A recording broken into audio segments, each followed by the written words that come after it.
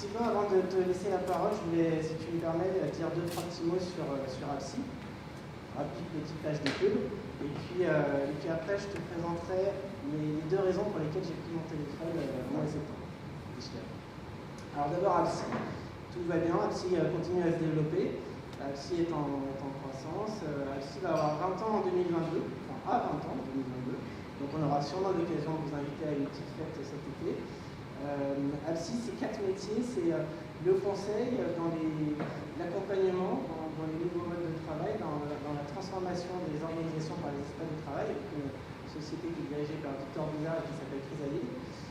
Absi, c'est la conception, le design des espaces, qui est un pôle d'activité qui se développe fortement parce que nos clients nous demandent de plus en plus de créer des lieux attractifs, notamment dans un contexte de pénurie de candidats. Pardon, il faut que je parle plus près. Ah oui, ouais, ça sera mieux comme ça. Ce sera plus confortable. Et le troisième métier qui est nouveau chez Absi, c'est les travaux, qui est une société qui s'appelle Relief, qui est dans le groupement, qui est dirigée par Virgile Lyon, qui est ici, et qui était un peu le trou dans la raquette. Nos clients nous ont demandé d'avoir une offre globale, et donc on a lancé cette activité en septembre, et ça marche fort. Virgile a du boulot, donc on est très content. Et puis bien sûr, la dernière activité d'Absi, c'est l'activité historique, les fournitures et le mobilier de bureau, c'est la petite touche finale de l'aménagement des espaces. Et là aussi, on continue notre développement. Alors Sylvain, pourquoi j'ai pris mon téléphone? Je l'ai pris parce que Narcisse est un client d'Absi et... non, c'est pas bon en fait. Narcisse est un client d'Absi et ton livre est arrivé sur mon bureau juste avant les vacances cet été, donc j'ai eu le plaisir de le lire sur la plage, avec des amis parfois, et ça a d'ailleurs fait écho à des grandes discussions, parfois endiablées, sur la mission et le rôle de l'entreprise. Alors je t'ai appelé pour 2 raisons principales. La première, c'est qu'en lisant ton livre, j'ai compris, peut-être que je le savais déjà un petit peu, mais ça a été révélateur, que finalement le chef d'entreprise et l'entreprise avaient une mission que nous pouvions aussi, à notre manière, changer le monde. Que l'entreprise avait des ressources financières, humaines, matérielles, et aussi une capacité d'action, de décision immédiate, beaucoup plus impactante que d'autres organisations, là-haut à Paris ou ailleurs.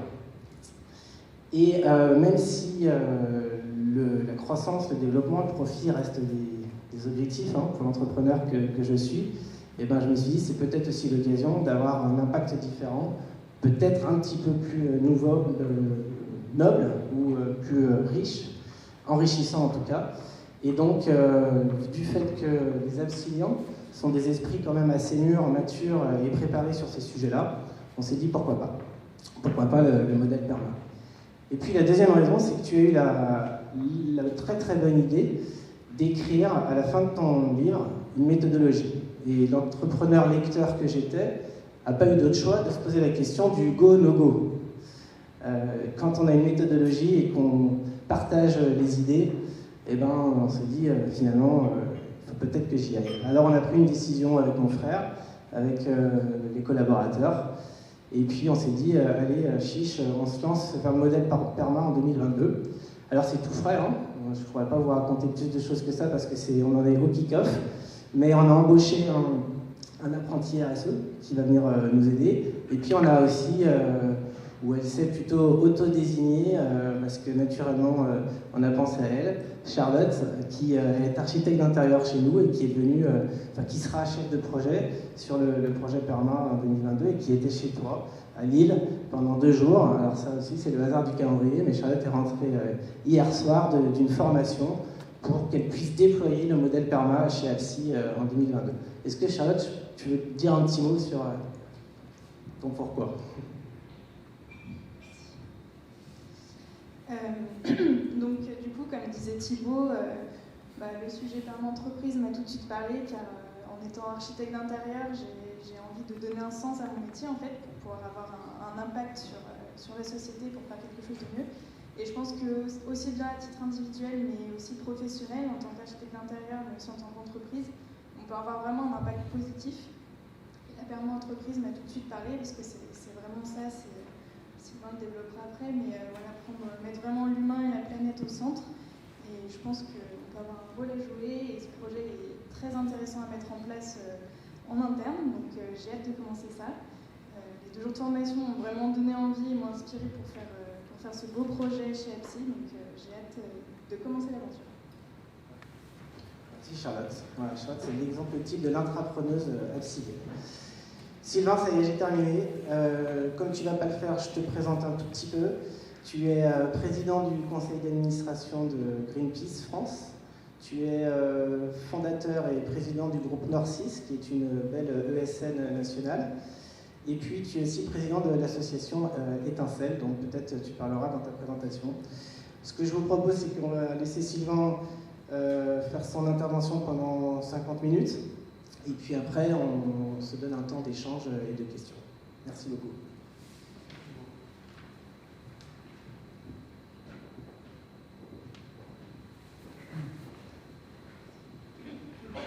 Alors, Thibaut, je reviens de Grenoble et bravo pour le travail que vous avez fait dans nos nouveaux locaux, c'est absolument magnifique. Ah ouais. En fait, comme tout le monde, bon, voilà, j'ai fait un chemin, alors je suis un peu plus âgé que vous deux, là, je vous vois en face de moi, donc le chemin a été un peu plus long, mais j'ai eu la chance, notamment au début des années 2000, d'animer un réseau de dirigeants qui s'appelle le Centre des jeunes dirigeants d'entreprise. Et c'était, au début des années 2000, c'était l'arrivée de la fameuse RSE en France, fin 90. Et la Commission européenne, d'ailleurs, demandait à chaque pays d'Europe, faites-moi un livre blanc sur ce sujet pour voir comment vous l'appréhendez dans votre pays. Et j'étais tombé là-dessus en disant, tiens, c'est quoi ce truc? Et puis, vous savez comment c'est né la RSE dans le monde? Et là, c'est né aux États-Unis, comme beaucoup de choses, mais c'est né chez les financiers. Parce que dans les années 90, il y a des actionnaires, voire des fonds de l'époque, qui ont pris des bouillons monstrueux. Pourquoi? Parce que les entreprises avaient fait peut-être quelque chose de travers sur le plan social ou environnemental. Ça fait faire travailler les enfants dans des conditions épouvantables, et des ONG l'avaient dénoncé, ça pouvait s'appeler des bactéries dans certains produits. Et les financiers se sont dit, ah mince, mais tous les trimestres on a nos chiffres, etc. On regarde, on pense maîtriser la boîte dans laquelle on met de l'argent. Et ils se sont aperçus qu'ils n'avaient rien d'autre sur le plan social et environnemental. Et que c'est ça qui avait fait perdre 10%, 12% des valeurs de leur action. Voilà comment est née la RSE, par les financiers. Alors je raconte ça parce que je suis persuadé que c'est ce qui va se repasser à nouveau par la pression des fonds, etc., qui peu à peu vont prendre conscience que la valeur des boîtes ne pourra pas s'affranchir d'un engagement très fort sur ces sujets-là. Et vous le sentez, il y a quand même des fonds qui commencent à parler de ça. Et donc, c'est arrivé en France et je me suis dit, mais wow, ça c'est absolument important qu'un mouvement comme le CJD, dont l'objet c'est de mettre une économie au service de l'homme, s'empare de ça, ou alors j'ai rien compris. Et je vous raconte ça parce que pour moi, ça a été un apprentissage en fait. Parce que, bon, être président du CJD, c'est 2 ans non renouvelables. Donc, comme je disais à l'époque, on démarre à fond et après on accélère. Et donc, c'est ce qui m'a permis de me tester moi-même, à essayer de concevoir quelque chose, à essayer de transmettre, de le dynamiser, de mettre en place des outils dans un réseau comme ça, hein, plusieurs milliers de dirigeants. Voilà, j'ai fait un apprentissage sur tout cela. Et évidemment, le lien est fort avec la perma, si tu faisais allusion à la méthode, etc. Ben oui, c'est 20 ans de travail en fait. Hein. Je ne suis pas plus doué que quelqu'un d'autre. Et donc, on a engagé Nord6, donc l'entreprise que j'ai créée, sur ces sujets-là à fond, franchement. Pourquoi? Parce que moi, j'ai toujours été convaincu, justement, que avoir une vision aussi large que celle de l'entreprise, c'est en faire une source de performance assez incroyable. Je vais vous donner concrètement des exemples maintenant. Mais toujours est-il que, au-delà de ce qu'on a pu faire en 20 ans, alors voilà, si je dois donner des exemples, bah oui, nous, l'égalité pro, la non-discrimination, c'est l'anonyme, tout ça c'est 2005, le premier bilan carbone c'est 2007, bon voilà, on a fait des choses comme ça. Mais en 2019, bon, c'était presque ma crise des 60 ans, Et je me dis, mais bon, c'est juste pas possible. Parce que quand on voit comment est mis en œuvre la RSE en France depuis 20 ans, eh ben c'est complètement insatisfaisant, c'est insuffisant, le monde n'a fait que se dégrader. Si la RSE était si bien que ça, et la mise en œuvre si bien que ça, le monde ne s'est pas dégradé comme il s'est dégradé. Donc il faut qu'on se remette en question. Et donc, à titre personnel, tu commences par toi, après ton entreprise, puis si tu as un peu d'énergie, tu verras ce que tu peux faire plus largement. Et cette remise en question m'a amené finalement à une intuition qui était de dire, mais au fait, tiens, la permaculture, est-ce qu'il n'y a pas quelque chose d'intéressant dans ce sujet-là? Est-ce qu'il n'y a pas des concepts intéressants qu'on pourrait reproduire dans l'entreprise? Alors, c'est là où on fait l'éponge. Je dis toujours que quand on est dirigeant, c'est très important de s'engager dans le monde associatif, parce que déjà, on se déliaise. Quand on touche du doigt, c'est différent hein, quand on entend des choses. Donc bon, tu as les yeux à Greenpeace, effectivement, tous les dossiers d'expertise qu'on sent en permanence, etc., d'ailleurs, ça crée de l'éco-anxiété, hein, tellement c'est lourd de sens, mais moi, ça m'a fait gagner du temps sur le fait de dire, mais tiens, il y a peut-être des ponts à faire avec d'autres mondes comme la permaculture. Alors, je vais juste vous dire pourquoi c'était intéressant.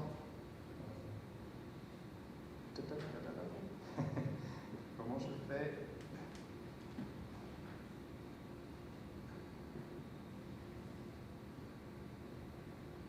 Sinon, on va cliquer sur le clavier. Tu peux laisser. Encore. Voilà, encore. Et la prochaine. Voilà. En creusant un petit peu cette fameuse permaculture, j'ai déjà découvert que c'était un vrai concept. Vous avez les photos du bouquin des fondateurs. Les fondateurs, c'était deux Australiens dans les années 70, qui avaient dit, bon, on ne va pas s'épuiser à lutter contre l'agriculture industrielle, on va plutôt essayer de croire en un modèle qu'on a envie d'expérimenter, de le consolider, puis d'essayer de l'essaimer. Et s'il est si bon que ça, notre modèle, peut-être qu'il prendra sa place. Moi, j'ai beaucoup aimé ces postures-là, c'est des postures actives et non frontales. Hein. Et donc, c'est aussi amusant parce que eux étaient, voilà, par exemple, bon, toutes les énergies fossiles, etc., il faut absolument moins en consommer dans les années 70. Mais vous savez pour quelle raison? Pas pour les gaz à effet de serre, parce qu'on parlait déjà de pénurie de ces ressources-là. En fait, la raison n'était pas la même, mais la conséquence était la même. C'est absolument important de réduire la consommation des ressources que peut avoir une entreprise, de l'optimiser, etc. Donc, la chose que j'ai découverte aussi, c'est que ces gens-là n'étaient pas pour dire, bon voilà, on veut proposer un mode d'agriculture différent. Leur projet, c'est de rendre la terre habitable pour tous. Voilà. Donc, oui, c'est quand même autre chose. Et c'est en cela que c'est une philosophie de vie. Et 700 pages, mode la Pléiade, vous voyez, c'est tout petit, au bout de 3 pages, je dis bon, je continuerai demain. Mais philosophie de vie, et qui dit tout simplement la base de ce concept de permaculture, sur ce quoi tout reposera, ces 3 principes éthiques, incontournables. Et pour eux, c'était prendre soin des hommes, préserver le sol, fixer des limites à la consommation, et redistribuer les surplus pour penser à l'alimentaire. Voilà. Et tout est basé là-dessus. Et moi, je me suis dit, ouais, mais je ne connais pas une boîte qui a basé son développement sur 3 principes éthiques comme ça. Alors on s'est dit, tiens, il y en a peut-être d'autres.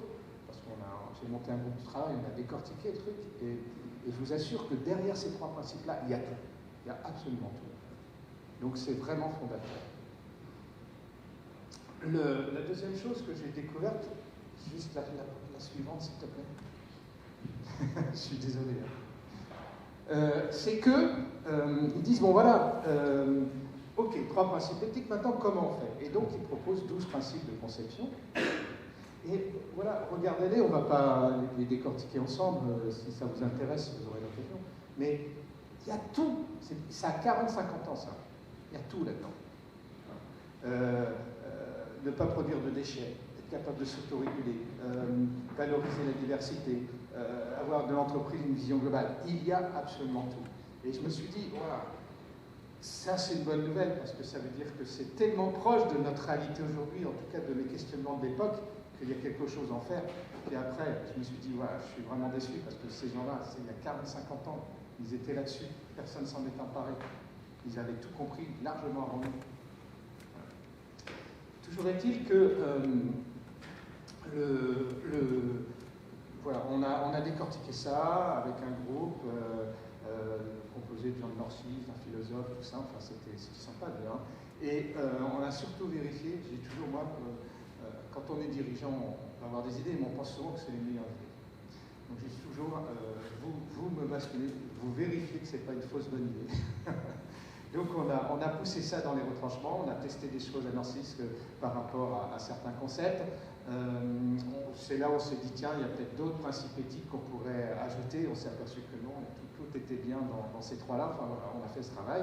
Et donc au bout du compte, go, je vais parler de go, nous c'était go, il faut conceptualiser ça, et le confinement est arrivé, donc moi je vis à Paris, on vivait à Paris, où au mieux on pouvait, parce qu'on court pour faire un footing à 1 kilomètre, bon, c'était la seule sortie qu'on avait à l'époque, j'ai dit bon, du coup je vais passer le week-end à taper sur un clavier, voilà, merci le Covid. Donc c'est quoi, voilà, les deux prochains? Comment je me suis permis de retraduire ça? Tu peux peut-être, voilà.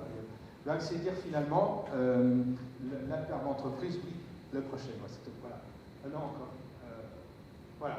La perme entreprise, c'est ça, c'est avant tout un modèle qui repose sur 3 principes éthiques. Je vais juste reformuler un peu, prendre soin des êtres humains, des femmes et des hommes. Arrêtons de dire des hommes avec un grand H, stop. C'est pas le seul, là, c'est préserver la planète, évidemment. Et puis, vous voyez, c'est marqué « se fixer des limites ».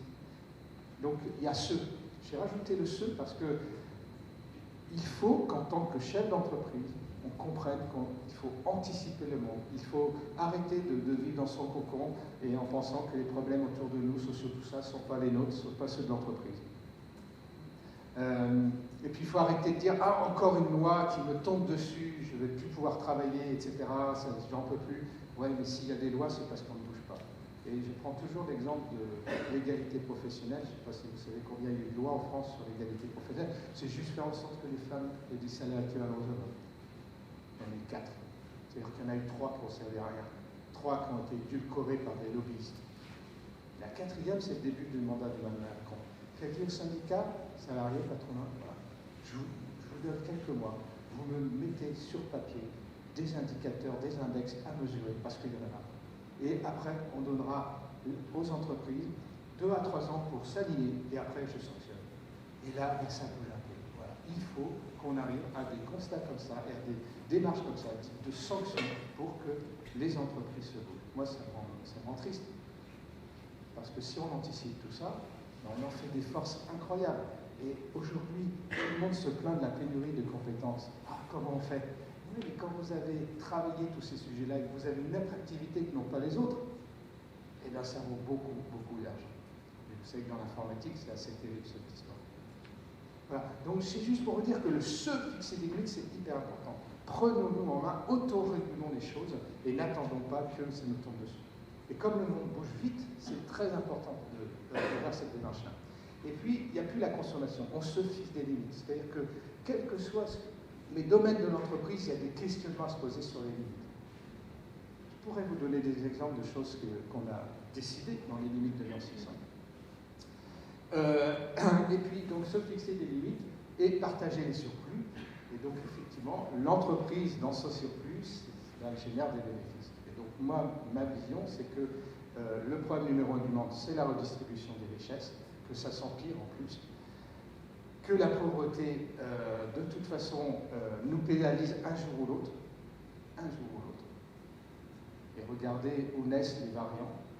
Ils naissent en grande partie dans des lieux, des mondes où il y a de la pauvreté, où le virus s'amuse.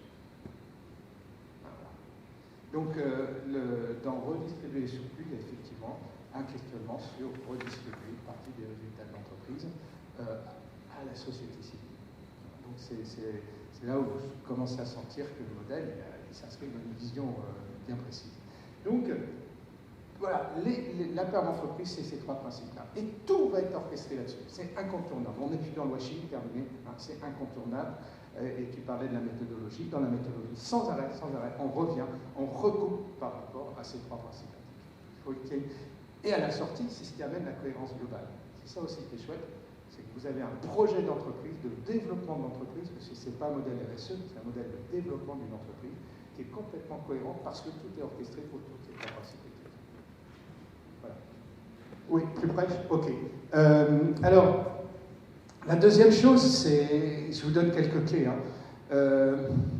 Les fameux 12 principes de conception de la permaculture, que j'ai réécrit pour le monde dans l'entreprise. Voilà, il y a des tas de choses, mais je pointe un élément qui m'a semblé intéressant, c'est cette notion de régénération des ressources. Ça veut dire quoi? Ça veut dire que dans nos entreprises, pour produire, on utilise des ressources, ça peut être des ressources matérielles, des ressources minérales, etc., et des ressources humaines. La troisième clé, merci avant tout, ouais, c'est que ce que je vous dis là, ça peut faire un beau projet d'entreprise, de développement d'une entreprise, mais là on ne change pas le monde. Il faut être honnête. Et donc, sans avoir la prétention de vouloir le changer, au moins bouger les lignes. C'est là où je me suis dit, il ne faut plus tourner autour du pot, il faut y rajouter des objectifs d'impact incontournables. Voilà. Et donc, alors il y en a 23, il pourrait y en avoir 20, il pourrait y en avoir 30. Je n'ai pas la prétention de tout comprendre, de tout connaître. Mais les 23 résultent de sensibilité que je peux avoir, évidemment, mais aussi de ce chemin dont je vous parlais. Et dedans, on va retrouver des objectifs d'impact qui sont liés à nouveau avec les trois principes éthiques. On peut compenser, cette fameuse compensation par la plantation de forêt, etc. Mais la compensation, ce n'est pas une fin. Il y a une belle compagnie aérienne qui dit moi je compense, donc je peux émettre du CO2 comme je veux. Et ça, c'est une catastrophe. La compensation n'arrive qu'au dernier moment, c'est-à-dire je ne peux plus, ces émissions-là, pour l'instant, je suis incapable de ne pas les émettre, donc effectivement, je peux compenser. Et contribution nette, est positif, c'est aussi de dire qu'il y a des organisations, des associations, voire des entreprises qui pourraient réduire massivement leurs émissions, mais qui n'en ont pas les moyens. Pourquoi pas les aider? Notamment financièrement. Voilà, c'est ça que ça veut dire, la contribution nette et positive. Ça, c'est fondamental. On n'a plus 10 ans. Hein. On n'a plus 10 ans, et vous savez, si on ne se bouge pas vraiment, les milliards qu'on a mis dans le monde pour le Covid, il en faudra beaucoup plus pour des problématiques environnementales. Tous les assureurs le savent d'ailleurs. Hein. Les catastrophes, les coûts, les estimations de coûts de catastrophes sont déjà évaluées. Et en plus, on n'aura pas le moyen de faire parce que tout le monde sera surendetté. Donc, il faut y aller maintenant. Et c'est là où je rebondis sur ce que tu disais, c'est que je suis persuadé que les entreprises sont les mieux placées pour bouger cette ligne-là. J'en ai d'autres donc sur la redistribution des richesses. Donc effectivement, dans les objectifs d'impact, il y en a un, c'est qu'il faut que le salaire médian dans l'entreprise, eh bien, par rapport au salaire le plus élevé, soit pas 5, enfin, le plus élevé ne soit pas supérieur à 5 fois le salaire médian. Voilà. Alors effectivement, certains dirigeants de grands groupes me regardent bizarrement. Mais voilà, il ne faut plus tourner autour du pot, hein, les amis. Il faut quand même être lucide. C'est pour ça que je parle de lucidité sur ce qui se passe. Mais je vous parlais de redistribution aussi, c'est de dire qu'effectivement, dans l'idéal, il faudrait que l'entreprise redistribue au moins 50% des résultats à la société civile, impôts compris. Voilà. Ça, là, on bouge les lignes, je vous assure. Alors, vous dites, ah ouais, 50%, mais il faut quand même savoir que en moyenne, les PME payent 25% d'impôts. En moyenne, les grands groupes en payent 12%. Donc c'est vrai que quand je dis ça à des grands groupes, ça coince un peu, mais il faut arrêter, quoi. C'est comme dans les objectifs d'impact, c'est d'identifier tous les fournisseurs et clients qui jouent avec les paradis fiscaux et arrêter de travailler avec eux. Parce que ça nous tue, ça. Ça nous tue. Et après, vous dites, ah ouais, mais je paye trop d'impôts. Ben oui, il y a tellement de gens qui font tout pour ne pas en payer, que du coup, ça sort sur les gens, entre guillemets, qui jouent le jeu. Vous voyez? Donc, le modèle, il est clair là-dessus, c'est des choses essentielles, il faut que l'entreprise s'engage là-dessus. Alors, pour ne pas être clivant, pour ne pas dire, oui, il ce gars-là, il fait de la moquette, il est communiste. Non, je suis rien de tout ça. Moi, je voudrais juste que autour de moi, les tas de gens qui vivent leur vie avec grande difficulté la vivent différemment. Voilà, c'est tout. Mais voilà, les étapes, on y avance. Et puis, je vous assure que c'est intéressant. Et je vais finir là-dessus. Pourquoi ? Parce que, en fait, avec un modèle comme ça, on va créer un cercle vertueux. Je vous prends mon exemple à moi dans l'informatique. C'est bien réjouissant. Hein, ils sont tous dans la maximisation du profit par le fait de dire je facture un maximum de nombre de jours par collaborateur à nos clients. Dans mon monde, c'est au moins 220 jours par an. Ça, c'est la politique de la maximisation du profit. Alors si je veux dire on facture 190 à 195 jours par an. Ah ouais, mais comment vous faites de gagner de l'argent? Pourquoi? Parce qu'on a créé un cercle vertueux. C'est-à-dire qu'avec un projet comme ça, et toutes les initiatives, les projets qu'on peut mener derrière, tout d'un coup, on va s'apercevoir que, ben oui, on est à moins de 3 jours d'arrêt maladie, en moyenne.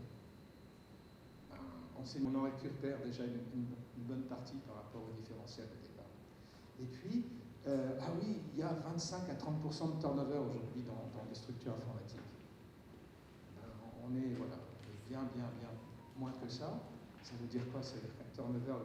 Là, ça s'appelle des coûts cachés. Ça coûte des dizaines de milliers d'euros, ce turnover. Puis on n'en trouve plus, on ne remplace plus, puis le client est satisfait, etc., etc.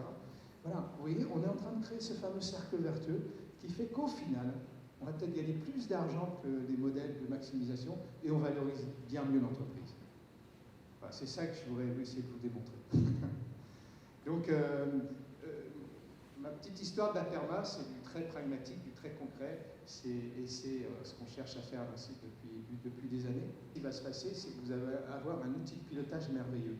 Pourquoi? Parce que ces fameux projets que vous allez identifier, vous allez vous donner des objectifs d'impact, vous allez vérifier que les 23 que je propose, voire impose, sont là, ou on va les rajouter, et tout ça, ça s'appelle un référentiel d'indicateur de pilotage de boîte. Et c'est chouette ça, parce qu'aujourd'hui, certaines entreprises disent bon, ouais, je veux aller plus loin dans la RSE, tout ça. Encore une fois, le modèle c'est développement, c'est pas que RSE. Néanmoins, ah ben tiens, il y a Bicorp, c'est chouette. Ça serait bien que je sois certifié. Alors déjà, être certifié, c'est pas une fin en soi. C'est le projet de l'entreprise qui est une fin en soi et les conséquences peuvent faire qu'on soit certifié, qu'on soit société à mission, etc. Voilà, hein. Et donc, moi, quand je vois, ah oui, je vais me donner 18 mois, c'est compliqué, Bicorp, où je vais gagner des points, ah cet indicateur-là, qu'est-ce que je peux faire pour gagner des points? Vous vous rendez compte, on est en train de faire évoluer des watts en fonction de ça. Donc moi, ce que je propose, c'est un projet, un modèle pour développer un projet, qui soit facilitateur, si tant est qu'on ait envie d'être reconnu par tous ces dispositifs-là. Voilà, il est facilitateur. Et quand Bicorp est né, nous on s'est dit, tiens, ça vient des États-Unis, tout cela, c'est intéressant, il faut quand même qu'on regarde ce qu'il y a derrière. C'est bon, on est passionné par tous ces sujets, mais il faut rentrer dans le système pour voir vraiment ce qu'il y a derrière. On s'est fait auditer par une Américaine, elle a tout ce qu'elle a voulu, et puis elle a dit, ok, vous êtes certifié. Vous vous rendez compte? Voilà, ça c'est intéressant. On a un projet d'entreprise qui fait que derrière, tous ces mécanismes de reconnaissance découlent. Quand vous voulez dire je veux être société à mission, ben dans la méthode, il y a une définition d'une raison d'être ou l'alignement d'une raison d'être sur les principes éthiques. Il y a les enjeux court, moyen terme. Il y a toute la matière pour mettre les quelques lignes qu'il faut et être identifié société à mission et savoir qu'en plus, on a notre référentiel d'indicateur, on ne craint rien pour un audit externe. Tout est là. Voilà. Donc la PERMA, c'est vraiment un facilitateur aussi pour tous ces dispositifs. C'est pour ça que je m'étais permis dans le livre de dire il y a une échelle de l'entreprise responsable et la PERMA au-dessus, c'est pas parce que j'ai tout compris, je suis le meilleur, etc. Non, c'est simplement pour dire que si on fait ça, le reste en découle. Et c'est la 1006 qui le démontre aussi. Quand il y a eu ISO 26000 en 2013, pareil, on n'a rien préparé, venez faire l'audit, et on nous a dit, vous êtes exemplaire. Voilà. Et ça, c'est plus chouette de travailler dans ce sens-là que l'inverse. Ce serait... Voilà. Du coup, si j'ai encore 5 minutes, je vous parle d'un autre concept de la perma-entreprise, qui découle de la permaculture. Dans la permaculture, on parle de l'agencement des écosystèmes. Ça veut dire quoi? Ça veut dire que je plante des pieds de tomates là-bas, j'en plante là, on va dire, bon, c'est pas loin. Et bien pourtant, les pieds de tomates ne vont pas produire la même chose. Pourquoi? Parce que les écosystèmes sont très fins et donc font en sorte que les productions ne sont pas les mêmes. Parce que, effectivement, il peut y avoir un petit courant d'air là-bas qui n'y a pas là, et ça va jouer sur, etc., etc. Voilà, l'agencement des écosystèmes, et donc c'est pour ça que la permaculture dit, la première chose qu'il faut faire, c'est observer et expérimenter. Et je me suis dit, ouais, cette notion d'agencement, c'est pareil, c'est intéressant. Et en fait, je crois que le mécanisme RSE, je ne le renie pas, il a cherché à faire avancer des choses dans des boîtes qui jouent l'authenticité, c'est chouette. Mais il y a aujourd'hui ses limites, quoi. Pourquoi? Parce qu'il vous fait réfléchir par partie prenante. Qu'est-ce que vous faites pour les salariés? Qu'est-ce que vous faites les clients, les fournisseurs? Tout est cloisonné. Et ça, je crois que c'est un frein. L'autre chose, c'est, encore une fois, vous êtes certifié. Ah, vous avez 30 sur 100 en environnement, mais vous avez 70 sur 100 en salariés, vous êtes certifié. Le monde, il a besoin qu'on avance sur tous les sujets en même temps. Il a besoin de ça. Il ne peut plus attendre de dire je commence par ça, puis on verra le reste à la suite. Tout est interdépendant aujourd'hui. Vous le voyez bien, entre le social, l'environnemental, l'économique, tout est interdépendant. C'est pour ça qu'il faut faire avancer tous les sujets. Et donc, c'est là où je me suis dit, ça, il faut le casser, il faut proposer autre chose, et que j'ai rebondi sur cette notion d'agencement. Ça veut dire quoi? C'est que quand vous allez dérouler votre projet père d'entreprise, vous allez dire, voilà, bon, mes enjeux court et moyen terme, je vais les définir avec l'appui de ces fameux 12 principes. Je vais définir ceux de court terme, ceux de moyen terme, et je vais avoir déjà une matrice qui va s'enrichir fortement. Puis après, je vais dire, voilà, régénérer les énergies positives des collaborateurs, c'est un enjeu. Comment je vais faire? On va regarder ce qu'on fait déjà dans l'entreprise, ça c'est chouette parce que c'est comme ça que le collectif adhère vite, c'est qu'on prend ce qu'il y a de bon et puis on va enrichir ce qu'il y a de bon. Et bien c'est là où je rebondis sur cette notion d'agencement, on va dire, par projet, quelles sont les parties prenantes que je vais mettre autour de la table. Et pour un projet, ça sera certain, pour un autre projet, ça en sera d'autres. Dans un cas, il y aura des associations et autres, dans un cas, il y aura... Voilà, ça ne sera jamais les mêmes parties prenantes, et on va faire ce travail d'agencement. C'est-à-dire de dire qu'il faut qu'on trouve un intérêt commun, nous tous, pour agir. Et si on trouve un intérêt commun, on est inévitablement plus ambitieux et plus efficace. Il n'y a pas photo. Je vous donne un exemple. Quand on s'est dit, il y a 4-5 ans, voilà, il y avait des émissions de CO2 qu'on n'arrive pas à réduire, il faut qu'on les compense. On va planter des forêts. Puis, on aurait pu s'arrêter à cela. Il y a maintenant bien d'autres boîtes qui disent je plante des forêts. Le fait de dire je vais agencer les parties prenantes et simplement de dire tiens, c'est quoi les parties prenantes qu'on pourrait mettre autour de la table pour ce sujet-là? Ah, des membres du CSE, oui, c'est intéressant parce que le CSE, on peut en faire une belle force. Ah, tiens, des associations qui sont justement sur ces sujets de décarbonisation, etc. Ah, puis tiens, il y a peut-être un ou deux clients qui sont aussi intéressés par ça. Voilà, déjà, là, vous faites un travail qui peut être intéressant. Et puis, quand on est tout autour de la table, on travaille là-dessus, on se dit, bah oui, en fait, le plus important, c'est pas que Nord6 plante 50 000 arbres chaque année. Le plus important, c'est de faire en sorte que les collabs le fassent eux-mêmes en fonction de leur propre bilan carbone professionnel. Parce que là, ça veut dire quoi? C'est-à-dire qu'on fait de la sensibilisation, de l'éducation. Ça veut dire que 600 personnes demain vont relayer ça dans leur famille et autres. L'impact est bien, bien plus important. Et c'est passé. Certains ont même dit, je peux le faire pour moi à titre privé, mon bilan personnel, mon bilan carbone personnel à titre privé. Mon département pousse à plus d'ambition et plus d'efficacité. Et ça, c'est du concret ce que je vous dis là. Hein. Voilà, c'était juste pour vous donner un exemple. Je vais aussi vous donner un autre exemple qui montre que quand on raisonne par l'entreprise, on est obligé de raisonner sur qu'est-ce qui va se passer dans le monde, quelles sont les nouvelles tendances, quelles sont les mutations, qu'est-ce qui va émerger. Nous, on voulait passer en télétravail dès 2010. Et puis, il n'y a pas un client qui voulait en entendre parler. Bon. Et puis en plus, on se dit, ben oui, mais il y a des collaborateurs qui sont dans nos agences, qui pourraient très bien tout télétravail, mais ceux qui sont chez les clients qui ne veulent pas en entendre parler, ça va faire deux mondes, ça va cloisonner, ça va être terrible. Donc on a tergiversé. Puis en 2015, on s'est dit, tant pis, on y va quand même. Pourquoi? Parce qu'au-delà d'être convaincu qu'il fallait aller vers de la flexibilité, l'aménagement de temps de travail plus simple, etc., c'était que le meilleur moyen de réduire fortement notre bilan carbone, c'est de réduire les déplacements. Et ça, toutes les boîtes dans le tertiaire devraient se dire, mais bon sang, si je veux réduire mon bilan carbone, c'est les déplacements avant tout, c'est 50 à 60% en général d'un bilan carbone, les déplacements dans le monde. Donc nous, le télétravail, l'enjeu du télétravail, c'est ça. C'est la réduction des gaz à effet de serre. Et en 2020, vous avez bien vu l'effet que ça a eu. Alors c'était extrémiste puisque vous ne bougez plus. Mais vous avez vu, c'était la première fois en France et dans le monde que les émissions se réduisaient. Donc voilà, les déplacements, c'est fondamental. Donc nous, on s'est dit qu'il faut y aller dès 2015. Mais au-delà de ça, qu'est-ce qui s'est passé? On a vu que quand il y avait des tensions, résoudre en face à face sur un écran une tension qu'il peut y avoir sur un projet, c'est pas si simple que ça. On a vu que pour faire des animations de créativité, tout cela, il fallait peut-être acquérir des maîtrises de nouveaux outils qui commençaient à émerger, les klaxons d'aujourd'hui, tout cela. Voilà, on a fait ce chemin-là tranquillement, sur plusieurs années. Mais quand le 16 mars est arrivé, nous, ça n'a rien changé. On s'est dit, bon, il y avait 40% des gens en télétravail en 2009. Ah là, il faut qu'on y soit tous. Ok, pas de problème. Ah, je ne sais pas donc, comment ça s'est passé dans vos entreprises, mais le nombre d'entreprises qui ont dû arrêter pendant 1 semaine, 2 semaines, 3 semaines, nous, nos clients disent non, mais on ferme tout, on ne sait pas travailler en télétravail, on n'a même pas, nos clients n'ont même pas des ordinateurs portables pour, enfin, c'était la panique partout. Ça a coûté une fortune, ça. Une fortune. Donc, ce que je suis en train de vous dire, c'est que raisonner perma, anticiper l'évolution du monde, etc., se préoccuper de ces aspects dits sociaux, etc., c'est inévitablement, à un moment donné, une source de performance. Et si Nancy a gagné de l'argent, a fait de la croissance, tout ça, dans un secteur qui n'en a pas fait forcément l'année dernière, c'est pour ça. Voilà. Je ne suis pas en train de dire que je suis le plus beau, tout ça, mais c'est juste pour vous comprendre, vous convaincre que quand je vous parle de perma, je vous parle bien aussi de business et économique.